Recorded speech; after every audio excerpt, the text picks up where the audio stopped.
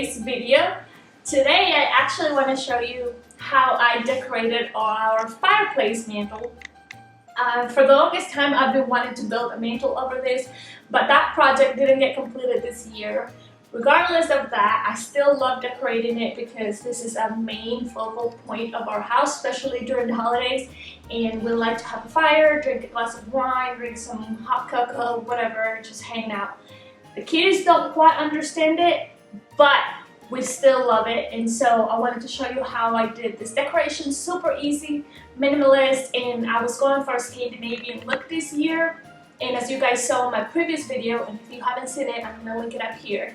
But I decorated everything like I usually do, and I ended up not liking anything. I took everything down and did completely and redid everything completely. And I opted for a more natural white, natural wood, natural tones, minimalistic style. So I'm gonna show you guys how I did all of this, and I hope you guys enjoy it.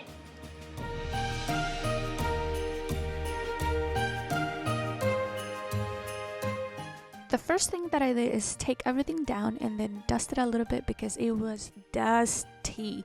And then I decorated like I usually do.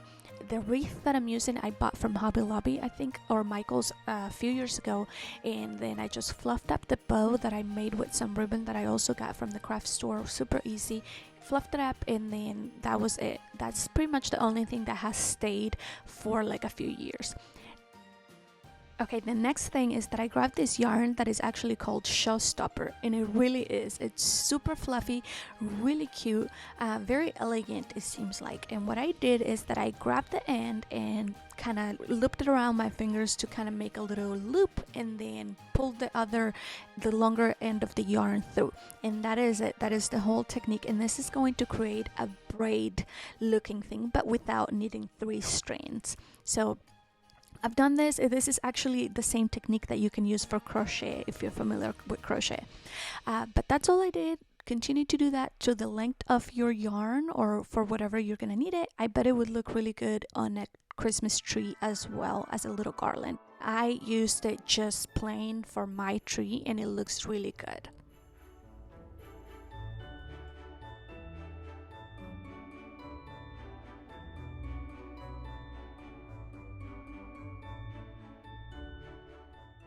And once I got to the end, I just cut it and pulled the last loop through the whole thing. And that was it. Like I said, it's super easy.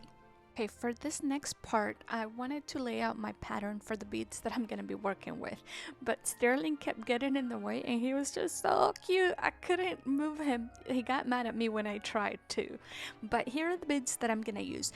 This I'm showing you right now I got from the jewelry section because they are bigger and I guess more customized. I wanted to have control of the beads that I was going to use, and that's why I didn't want to buy a mixed package. The other ones I had gotten from the craft store on clearance as well. If you guys see my other video, you'll notice it there. But here's what I wanted to show you. If you go to the woodworking section, you'll find these little packages that are like $1.99 for 9 little ones or $1.99 for 6 up here. But I went to the kids section and they were 50% off, and the packages have many more different shapes and they are cheaper. So they're $1.99 or $1.49, but they have more and there's different varieties. So for some reason these are cheaper, they have more, and I found them at 50% off. So take a look at your kids section area. This is what it looks like when you go shopping. So shop around, they're not always in one place. So since these were left over from all the other projects I did with them, I wanted to lay them out and figure out the pattern that I was going to use. That way I wouldn't end up with a wonky pattern and have to undo the whole thing. Sterling is so mad that I'm not playing with him. He wants the yarn, but I'm going to have to move him because he keeps getting in the way. He keeps getting angrier and angrier.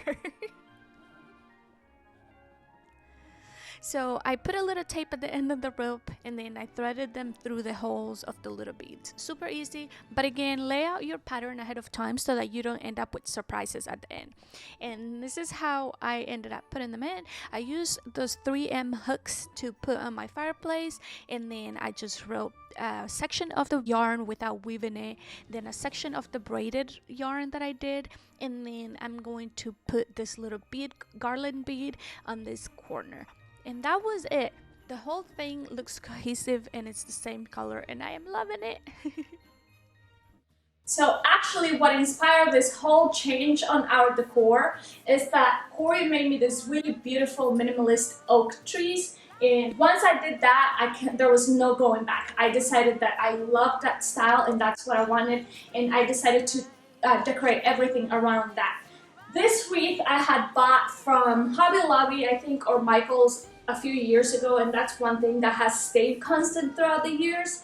All I did was put some little twinkle lights around it, and then I've made a white bow. I just got some ribbon from the store and I shaped it into a bow, and that was it. So everything else was inspired to this. I made some ornaments because I wanted like a luxurious, clean, classy, but minimalist.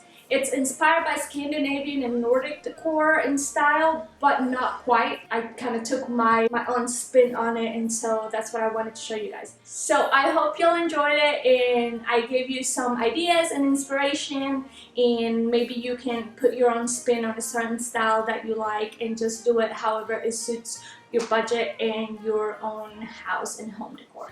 Till next time!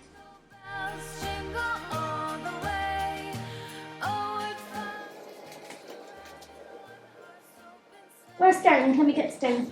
No, no. Sterling! Sterling! I need you.